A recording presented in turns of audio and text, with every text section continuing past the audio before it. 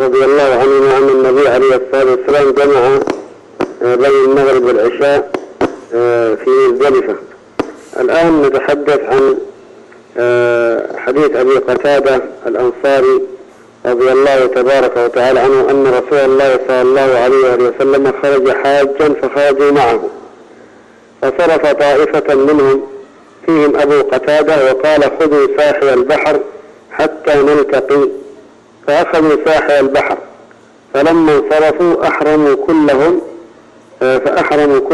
كلهم إلا أبا قتادة لم يحرم. فبينما هم يسيرون إذ رأوا حمر وحش، فحمل أبو قتادة على الحمر فعقر منها أتان أنثى الحمار، فنزلنا وأكلنا من لحمها. طبعا حمر الوحش جائزة يجوز أكلها، والحمار الأهلي لا يجوز أكله. حمار الوحش يجوز أكله، والحمار الأهلي لا يجوز أكله. والله جل وعلا يحرم ما يشاء ويحرم ما يشاء، لكن نحن نعلم أنه إنما يحل لنا الطيبات ويحرم علينا الخبائث. يقول ثم قلنا نأكل من لحم صيد ونحن محرمون، فحملنا ما بقي من لحمها فأدركنا رسول الله صلى الله عليه وسلم فسألناه عن ذلك، فقال منكم أحد أمره أن يحمل عليها أو أشار إليها؟ قالوا لا. قال رسول الله صلى الله عليه وسلم فكلوا ما بقي من لحمها. إذن سؤال النبي عليه الصلاة والسلام هنا منكم أحد أمره أن يحمل عليها أو أشار إليها، هذا دليل على تأثير هذا السؤال في الحكم. يعني إذا كان أحدهم أمره بذلك أو أشار إليه بذلك أو أعانه فإنه لا يجوز. إذا نفهم من هذا الحديث أنه لا يجوز للمحرم أن يصيد، لا يجوز للمحرم الصيد، أي صيد البر وليس صيد البحر. صيد البحر حلال على المحرم، ولكن صيد البر هذا حرام لا يجوز. فلا يجوز للمحرم أن يصيد حيوان بري، ولا كذلك أن يعين من يصيد، ولا كذلك أن يهيج أحد ليصيد. فلا يجوز أن يأمر أحدا ليصيد له، ولا يجوز له أن يساعده في ذلك. إذا صاد المحرم هذا حرام لا يجوز. أن يصيد أن يساعد المحرم الحلال على الصيد حرام لا يجوز. أن يصاد الصيد من أجل المحرم هذا أيضا حرام لا يجوز. أما إذا صاد الإنسان الحلال صاد صيدا وقدمه للمحرم ليأكل منه فهذا لا مانع أن يأكل منه إن كان لم يصد له ولم يساعد فيه ولم يشير إلى ولم يعينه بأي وجه من وجوه الإعانة، فهذا جائز. قال رسول الله فكلوا ما بقي من لحمه، هذا أمر. هل يجب أن يأكل لحمه؟ جواب لا طبعا. هنا أمر بعد اعتقادهم أنه قد يكون فيه نهي، ولذلك هذا الأمر أمر إرشاد وليس أمر وجوب، يعني يباح لكم أن تأكلوها. وفي رواية هل معكم منه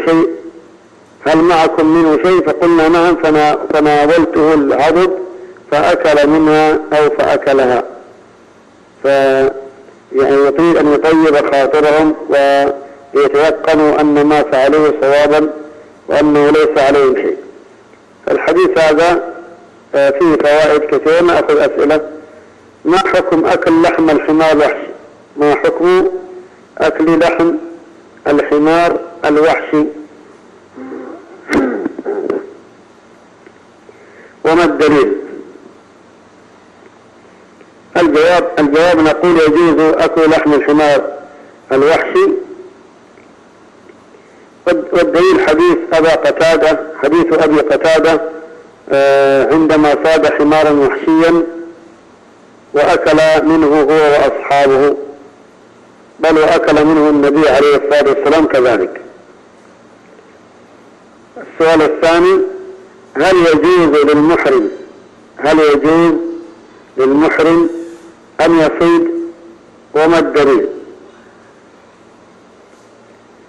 الجواب نقول لا يجوز له أن يصيد الحيوان البري، أما صيد البحر فجائز. أما صيد البحر فجائز.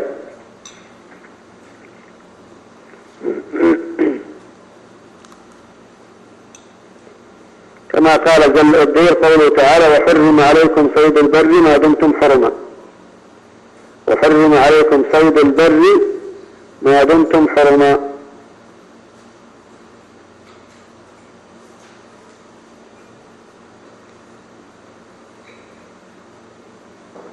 أما صيد البحر فالله جل وعلا قد أباحه: وحل لكم صيد البحر وطعامه متاعا لكم وللسيارة. إذن صيد البحر من رحمة الله أنه أباحه، لكن قال: وحرم عليكم صيد البر ما دمتم حرما. السؤال الذي يليه: متى يحرم على المحرم أن يأكل من الصيد؟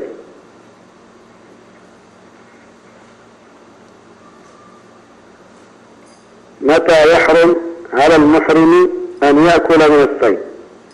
الجواب نقول يحرم عليه ذلك في أحوال. الأول إذا صاده بنفسه حرم عليه أكله إلا لضرورة. إذا صاده بنفسه حرم عليه أكله إلا للضرورة. الثاني إذا أعان على صيده بقول أو فعل فهذا يحرم الأكل منه.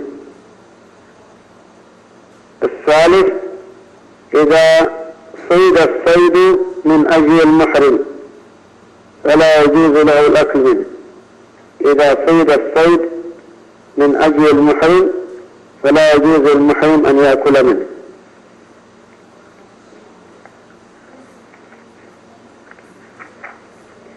ننتقل للحديث الذي يليه عن السعد بن جسامة الليثي رضي الله عنه أنه أهدى إلى النبي صلى الله عليه وآله وسلم حمارا وحشيا وهو بالأبواء أو بودان. والأبواء وودان أسماء أماكن فرده عليه. كيف يرد النبي صلى الله عليه وسلم الهدية وهو الذي حثنا على قبولها؟ هنا يقول: فلما رأى ما في وجهي. هنا لاحظوا مراعاة أحوال الناس وملاحظة أحوالهم. يعني انظروا إلى عظيم خلق النبي عليه الصلاة والسلام. رد الهدية على من جاء وأهداها. الرجل الآن أراد أن يكرم النبي صلى الله عليه وسلم ففعل ذلك، صاد حمارا وحشيا وقدمه هدية للنبي عليه الصلاة والسلام. النبي صلى الله عليه وسلم لم يقبله. لا شك أن في هذا كسر نفس للمهدي. هنا لاحظوا أدب النبي عليه الصلاة والسلام وأخلاقه، أنه بين له السبب: إنا لم نرده عليك إلا أن حرم. يعني بين له إذا سبب الرد ليس السبب أنه هو انتقاص من شأن الرجل أبدا، وإنما بين له أن السبب الشرعي الذي يمنعه من ذلك. فلاحظوا يعني السعد من جسامة من هو حتى النبي صلى الله عليه وسلم مثلا هل فعل ذلك خوفا منه؟ من هو؟ ولكن فعل ذلك مراعاة لقلوب أصحابه ومراعاة لأحوالهم، وهذا من حسن الأدب وحسن الخلق. ولذلك لا غراب أن يحبوه عليه الصلاة والسلام بعظيم خلقه صلى الله عليه وسلم. فهنا بين له أنه إنما فعل ذلك من أجل أنه محرم، من أجل أن تطيب نفس هذا الرجل رضي الله عنه. وفي لفظ لمسلم رجل حمار، يعني أن الرجل لم يهدي النبي صلى الله عليه وسلم حمارا كاملا، إنما جاء له برجل حمار، وفي لفظ شق حمار، وفي لفظ عجز حمار. فإذا الرجل جاء بجزء من حمار الوحش النبي عليه الصلاة والسلام. وهذا كذلك يريكم تواضع النبي عليه الصلاة والسلام، أن أصحابه لا يتكلفون في الهدية له. يعني لو كان عظيم من عظماء الدنيا لم يقبل ذلك، أن يأتي بشق حمار ما يقبل مثل هذه الهدايا.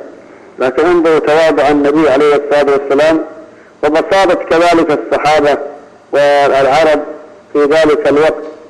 فلا شك أن مثل هذا التصرف يدل على بساطة هذا الرجل، وكذلك على تواضع النبي عليه الصلاة والسلام. طب هنا رده لأنه محرم، هذا دليل على أن المحرم إذا صيد له صيد من أجله فإنه لا يجوز له ذلك. طيب لماذا قلنا هذه الكلمة وليس في الحديث هذا؟ جمعا بين الحديث السابق والحديث هذا. الآن أبو قتادة صاد حمارا وحشيا ولما أهدى لأصحابه أكلوا، والنبي صلى الله عليه وسلم أقرهم، بل وأكل كذلك أكل وهو محرم. طيب لماذا فعل ذلك مع أنه لم يفعل هذا مع السعد بن جسامة؟ لأن السعد بن جسامة صاد الحمار من أجل النبي عليه الصلاة والسلام فحرم لذلك. لهذا لو كان أبو قتادة صاد الحمار الوحشي من أجل أن يطعم أصحابه لم يجوز له أن يأكلوا منه، لكن إذا صاد لنفسه ثم أطعمهم فلا مانع من ذلك. هذا الجمع بين الحديثين، الجمع بين الحديثين يكون بهذا.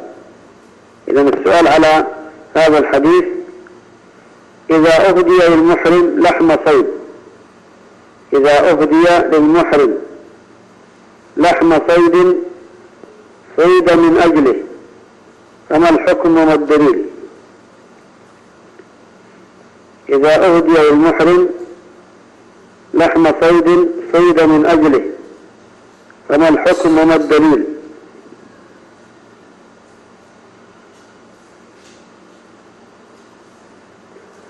الجواب نقول لا يجوز له ذلك. إذا أهدي المحرم لحم صيد من أجله فإنه لا يجوز له أن يقبله، لا يجوز له ذلك. والدليل هذا الحديث أن السعد بن جسامة أو تقول أن رجلا أهدى النبي عليه الصلاة والسلام حمارا وحشيا فرفض النبي صلى الله عليه وسلم وقال: إنا لم نرده عليك إلا أن حرم، إنا لم نرده عليك إلا أن حرم. بهذا الحديث نكون انتهينا من الكلام على ما يتعلق بالحج. من أجل بعد هذا نرجع إلى كتاب الصيام. يعني نحن كما تذكرون تكلمنا عن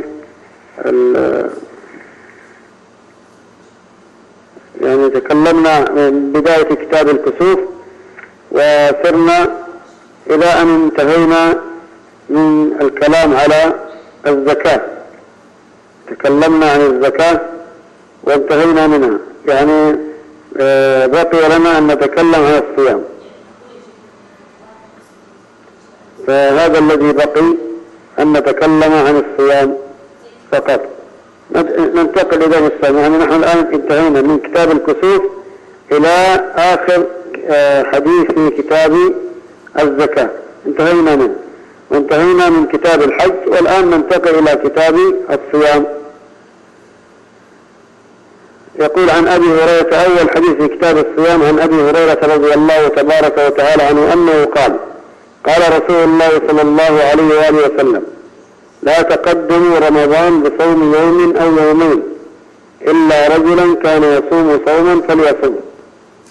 هنا نهي من النبي عليه الصلاة والسلام أن نصوم قبل رمضان من باب من باب الاحتياط. يعني بعض الناس يقول: أنا أصوم آخر شعبان من باب الاحتياط، يعني إذا كان شيء منه من رمضان فيكون أنا احتطت وصمت. نقول لم نؤمر بمثل هذا الاحتياط. الاحتياط أن نعمل بالشرع وما دام أن الشرع نهانا فلا يجوز لنا أن نفعل ذلك. الرسول صلى الله عليه وسلم قال صوموا لرؤيته، إذا رأينا الهلال نصوم، أما قبل هذا لا يصح. فلا يجوز للإنسان أن يصوم قبل رمضان بيوم أو يومين من باب الاحتياط لرمضان، لا يجوز ذلك. أما لو صمت لأن هذه عادتي، مثلا أنا أصوم يوم وأفطر يوم، فبالتالي لا بد أن يأتي قبل رمضان بيوم أو يومين أصوم، لا مانع. أو كنت أصوم مثلا معتاد أصوم الاثنين والخميس، فوافق قبل رمضان يوم اثنين أو يوم خميس فصمت، ما في مانع. إذا كان هناك أو إنسان عليه قضاء من رمضان الماضي فإنه يصوم ولو كان في آخر يوم من شعبان، يجب أن يصوم، لا يجوز أن يترك الصيام حتى يدخل رمضان. فإذا هنا لا تقدموا نهي، وهذا النهي للتحريم، لا تقدموا رمضان بصوم يوم أو يومين إلا رجلا كان يصوم صوما فليصوم. فبالتالي من كان معتادا على صوم يصوم، أما أن يصوم من أجل الاحتياط لرمضان فلا يجوز. سؤال على هذا الحديث: ما حكم صيام يوم الشك مع الدليل؟ ما حكم صيام يوم الشك مع الدليل؟ الجواب نقول على الصحيح لا يجوز صيامه، على الصحيح لا يجوز صيامه. والدليل حديث عمار بن ياسر أنه قال: من صام اليوم الذي يشك فيه فقد عصى أبا القاسم صلى الله عليه وسلم. انتهى كلام عمار رضي الله عنه. إلا إذا كان يوم الشك وافق يوما اعتاد على صيامه فيه فإنه يجوز. إذا الجواب مرة أخرى نقول على الصحيح لا يجوز صيام يوم الشك إلا إذا كان هذا اليوم وافق يوما اعتاد على الصيام فيه. والدليل حديث عمار بن ياسر. السؤال الثاني على هذا الحديث: ما هو يوم الشك؟ ما هو يوم الشك؟ الجواب نقول هو يوم 30 من شعبان. يوم الشك هو يوم 30 من شعبان إذا كانت ليلة غائمة لم نتمكن فيها من رؤية الهلال. أما إذا كانت السماء صحو فلا شك. إذا كانت السماء صحو فليس هناك شك، هنا يقين ما رأينا الهلال. إذا متى ما هو يوم الشك؟ هو يوم 30 من شعبان إذا كان ليلة غائمة. هو ليلة 30 من شعبان إذا كانت ليلة غائمة. هو ليلة 30 ليس يوم، هو ليلة 30 من شعبان، يعني هو يوم 29 شعبان ليلة 30 من شعبان.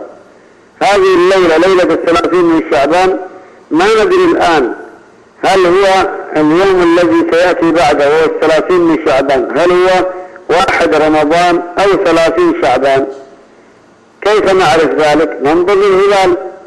إذا رأينا الهلال سيكون معنى ذلك أن الغد سيكون أول يوم من رمضان، وإذا لم نرى الهلال سيكون يوم الذي بعده هو يوم 30 من شعبان. بالتالي إذن في ليلة 30 من شعبان إذا كانت الليلة غائمة هناك غيوم أو غبار ما استطعنا ولا تمكنا من رؤية الهلال، في هذه الحالة يسمى هذا اليوم يوم شك. لماذا؟ لأن لا ندري الهلال ظهر أو لم يظهر، لأن هناك سبب يعوق دون رؤيته. لكن إذا كانت السماء صحو ولم نشاهد الهلال فهذا يقين لا يعتبر يوم شك، بل هو يقين أن غدا هو من أيام هو من شعبان. طيب إذا كان يقين السماء صح هل يجوز صيامه؟ الجواب لا، قلنا لا يجوز صيامه لمن قال أنا أصوم احتياطا لرمضان. طيب أنا أعيد هذا السؤال: ما هو يوم الشك؟ نقول يوم الشك هو ليلة 30 من شعبان،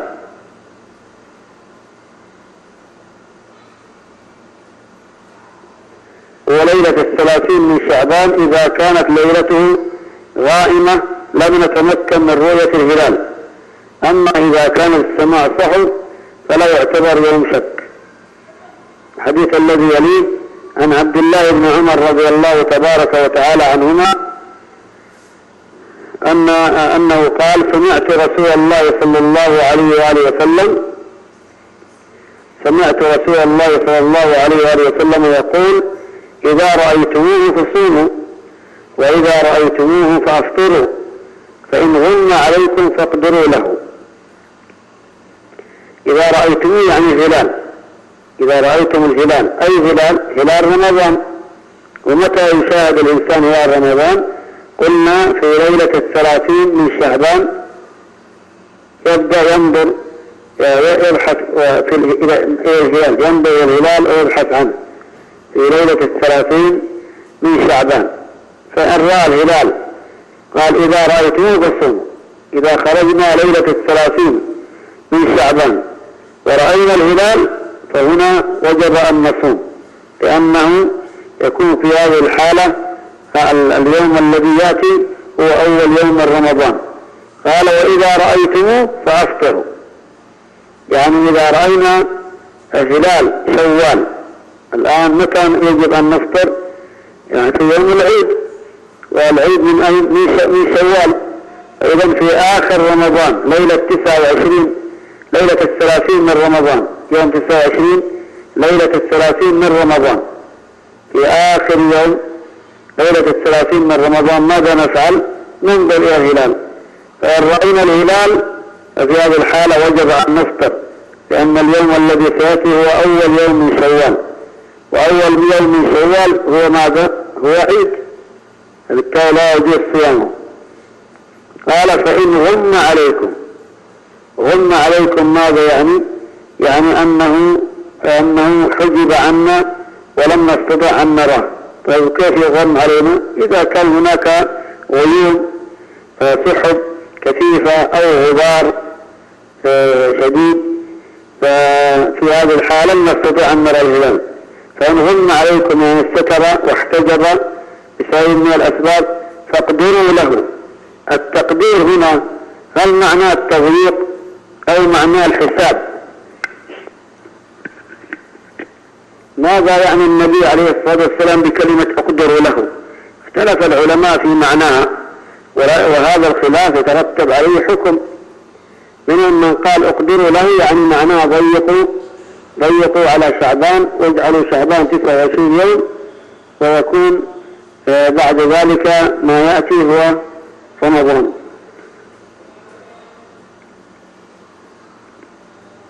ولماذا صار إلى أن اقدروا له يعني ضيقوا له؟ قالوا أن الله سبحانه وتعالى يقول: من قدر عليه رزقه، فبالتالي قدر عليه رزقه يعني معناه أنه ضيق عليه، فهذه لغة عربية. ومنهم من قال اقدروا له يعني احسبوا، يعني اكملوا احسبوا وانظروا، إذا كان شعبان 30 يوم انتهى، يعني معناه 30 يوم ثم بعده يعتبر رمضان، لأن الشهر العربي لا يزيد على 30 ولا ينقص عن 29. الشهر العربي الذي للأهلة والشهور الشرعية. يسألونك عن الأهلة قل هي مواقيت للناس والحج. بالتالي إذن الأشهر الهلالية القمرية هذه أشهر شرعية، فاقدروا له يعني احسبوا له. هذا القول هو أصح. لماذا؟ لأنه جاءت روايات تؤيد هذا، جاءت روايات بهذا الحديث تبين أن اقدروا له بمعنى احسبوا، ولذلك جاءت روايات فأكملوا عدة شعبان 30 يوما. إذا فهمنا من هذا أن فأقدروا له يعني كملوا، أكملوا يعني معنى احسبوا، يعني احسبوا شعبان وأكملوا 30 يوما. وبعد 30 لا يكون الشهر لا يكون 31، إذا سيكون ما بعد 30 بالتأكيد هو رمضان. سؤال على هذا الحديث: كيف يثبت دخول شهر رمضان مع الدليل؟ كيف يثبت دخول شهر رمضان مع الدليل؟ الجواب: نقول يثبت برؤية الهلال، ولا يجوز اعتماد الحساب الفلكي في ذلك. يثبت دخول رمضان برؤية الهلال، ولا يجوز اعتماد الحساب الفلكي في ذلك، فإن لم يرى الهلال تكمل عدة شعبان 30 يوما. فإن لم يرى الهلال تكمل عدة شعبان 30 يوما. السؤال الذي يليه: ما معنى قول النبي صلى الله عليه وسلم فاقدروا له؟ ما معنى قول النبي صلى الله عليه وسلم فاقدروا له؟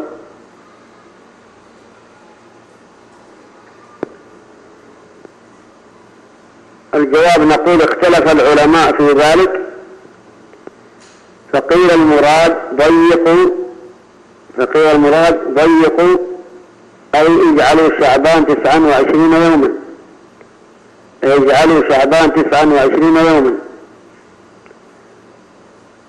والصواب أن المراد هو أن نكمل شعبان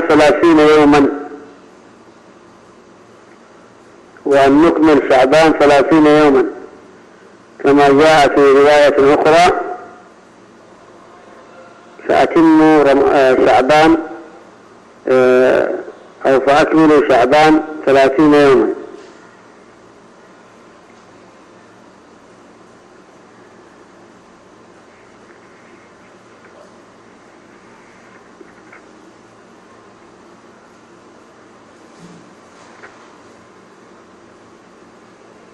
طيب، إذن انتهينا من هذا الحديث. ننتقل الحديث الذي يليه. عن أنس بن مالك رضي الله تبارك وتعالى. طبعا هنا نحن في جواب أشرنا إلى أنه لا يجوز اعتماد الحساب الفلكي. يعني إذن ما يفعل اليوم في كثير من بلاد المسلمين أنهم يعتمدون على الحساب، يقررون دخول رمضان من بداية السنة، كما هنا يأتي التقويم، تقويم أم القرى يوزع على الناس ويكون محدد مسبقا متى سيدخل رمضان ومتى سيخرج. هذا لا يجوز شرعا، اعتماد الحساب لا يجوز شرعا، إنما نحن نعتمد على الأهلة، فلا يجوز اعتماد الهلال، اعتماد هذه الحسابات الفلكية، إنما ننظر نحن إلى الأهلة، خصوصا في الأشهر التي فيها أحكام شرعية كرمضان وشوال وكذلك ذي الحجة، وكذلك أيضا في محرم، لأن فيها أمور تتعلق بالناس، يعني ينبغي الاهتمام بها. يعني بالنسبة لرمضان يجب أن ننظر إلى الهلال في ليلة 30 من شعبان، لأن هذا متعلق به ركن من أركان الإسلام. وآخر رمضان في 30 ليلة 30 من رمضان يجب أن ننظر إلى الهلال من أجل أن العيد لا يجوز صومه شرعا، هذا أمر مترتب على الرؤية. والحج كما تعلمون الوقوف بعرفة ركن، ويكون في اليوم 9 من ذي الحجة، فلا بد أن يكون دخول ذي الحجة صحيح، وبالتالي إذن لا بد من تراءي الهلال في ليلة 30 من ذي القعدة، لا بد من رؤية الهلال لنعرف هل الشهر ذي القعدة ناقص أم تام، ثم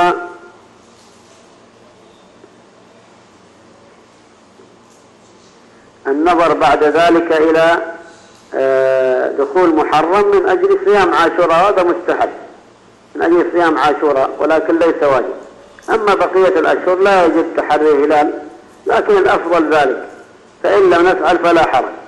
إذا سار الناس على تقويم أم القرى من أجل ضبط معاملاتهم فلا مانع، لكن أن ندخل في رمضان ونخرج منه وكذلك بالحجة اعتمادا على الحساب هذا لا يجوز. لماذا؟ لأن هذا متعلق به أحكام شرعية فلا يجوز أن نعتمد على الحساب، إنما نعتمد على الرؤية.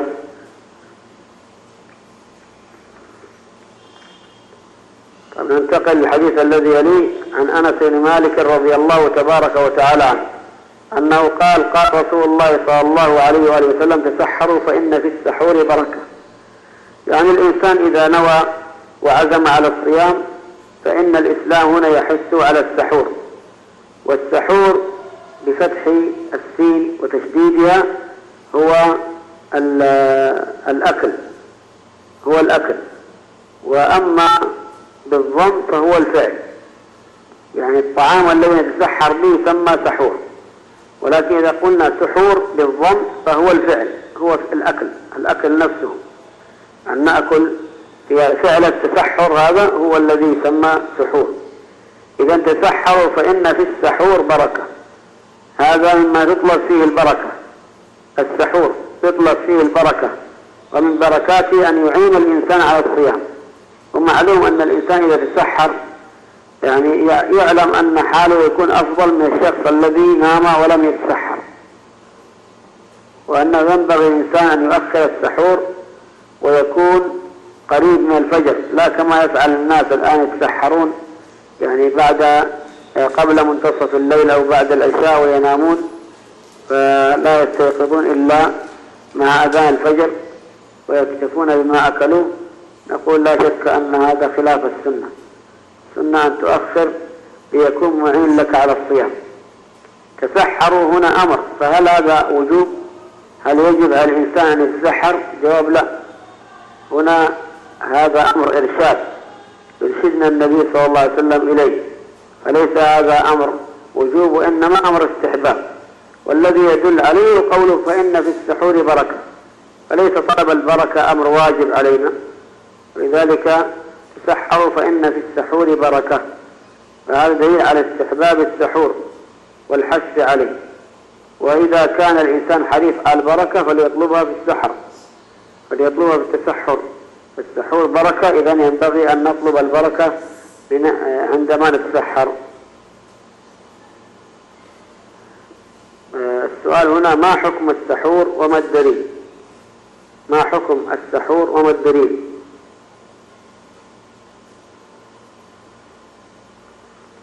الجواب نقول يستحب التسحر،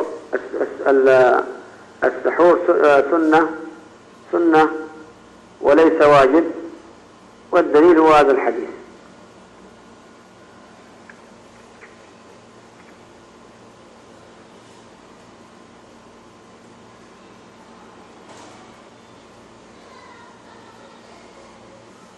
الحديث الذي يليه عن أنس بن مالك رضي الله تبارك وتعالى عنه عن زيد بن ثابت رضي الله عنهما أنه قال تسحرنا مع رسول الله صلى الله عليه وآله وسلم ثم قام إلى الصلاة. قال أنس قلت لزيد كم كان بين الأذان والسحور؟ قال قدر 50 آية. هذا على أي شيء يدل على تأخير النبي عليه الصلاة والسلام للسحور حتى يكون قبيل الفجر، كما قلنا من أجل أن يساعد الإنسان على الصيام خصوصا في الأيام الحارة وفي الأيام الطويلة، فلا ينبغي الإنسان يغفل عن السحور طلبا للبركة، ومن بركاته كما قلنا أن يعين الإنسان على الصيام فلا يجوع ويعطش، وربما يؤدي به ذلك إلى أن يفطر كما يفعل بعض الناس للأسف. فنقول الواجب على المسلم في هذه الحالة أن يهتم بنفسه ويعتني بها، فإن كان عمله شاق واليوم طويل فينبغي له أن يحرص على الصيام من أجل ماذا؟ من أجل ألا يؤدي إلى ضياع صيام يوم رمضان، فإنه صيام رمضان كاملا فريضة من فرائض الإسلام. فهنا زيد بن ثابت رضي الله عنه تسحر مع النبي عليه الصلاة والسلام، يقول ثم قام إلى الصلاة، يعني النبي صلى الله عليه وسلم. كذلك أنس تسحر مع النبي صلى الله عليه وسلم. قال أنس قلت لزيد كم كان بين الأذان والسحور؟ هل هذا يدل على أن أنس لم يكن معهم؟ لأنه هذا زيد يقول هو الذي يخبر أنس بذلك، فبالتالي هنا سأل أنس بن مالك مع أنه صحابي، هذه رواية صحابي عن صحابي. قلت لزيد كم كان بين الأذان والسحور؟ قال قدر 50 آية، يعني قدر قراءة 50 آية، يعني قدر قراءة 50 آية بين الأذان وبين السحور. وهذه قراءة 50 آية لا تستغرق وقتا طويلا، مما يدل على تأخير السحور إلى ما هو قبيل الفجر. السؤال هنا: ما السنة التي ينبغي فعلها في السحور؟ ما السنة التي ينبغي فعلها في السحور؟ اذكر الدليل.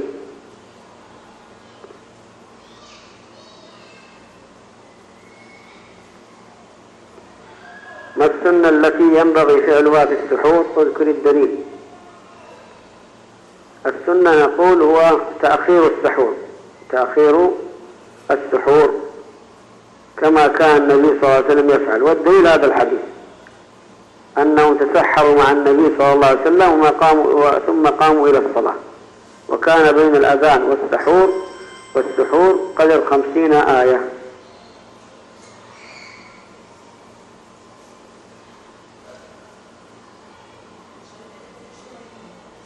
ثم ننتقل إلى حديث عائشة رضي الله تبارك وتعالى عنها وأم سلمة رضي الله عنها أن رسول الله صلى الله عليه وسلم كان يدركه الفجر وهو جنب من أهله ثم يغتسل ويصوم. يدركه الفجر يعني الأذان، يعني معنى ذلك أنه يؤذن الفجر أو يدخل وقت الفجر ويصبح الإنسان الآن دخل في وقت الصيام، ومع ذلك النبي صلى الله عليه وسلم جنب. فهذا دليل على أنه لا يشترط أن يكون الصائم يعني طاهر، لا يشترط الصيام الطهارة، لا يشترط الصيام الطهارة، فقد يدخل وقت الفجر والإنسان جنب من احتلام أو من جماع، فإنه ليس عليه يغتسل ويذهب يصلي. فالاغتسال ليس من أجل الصيام، وإنما الاغتسال من أجل الصلاة. إذن بالنسبة للصيام لا يشترط له الطهارة، لا يشترط للصيام الطهارة. كذلك المرأة لو انقطع الدم عنها، مرأة حائض وانقطع الدم عنها قبل الفجر بلحظات، قبل أن يؤذن الفجر بلحظات انقطع الدم، ولكن أخرت الغسل مثلا إلى يعني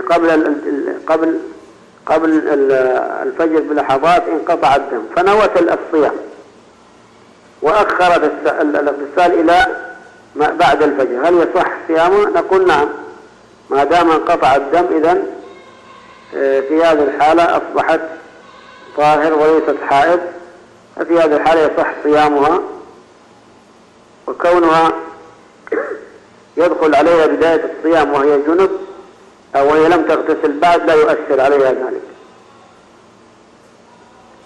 وفي هذا دليل أيضا على جواز الجماع في ليالي رمضان، وقد كان هذا في 20 الأولى، ثم في 10 الأوائل السنة أن يجتهد الإنسان ويعتكف، كما كان النبي عليه الصلاة والسلام يفعل ذلك طلبا لليلة القدر.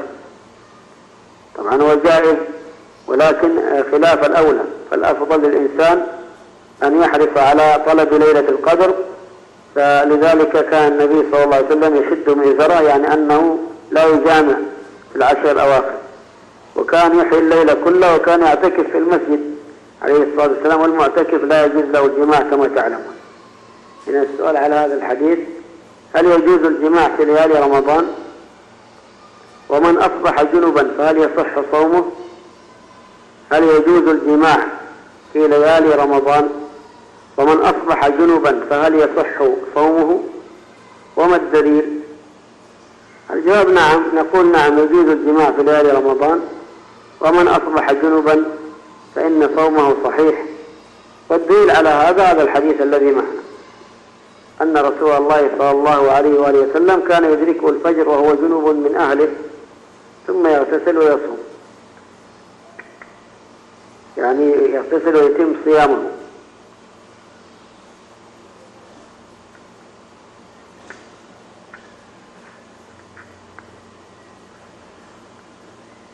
نكتفي بهذا الحد، هذا القدر مما أخذنا، لنكمل إن شاء الله في وقت آخر إذا وقفنا عند الحديث 79 بعد 100.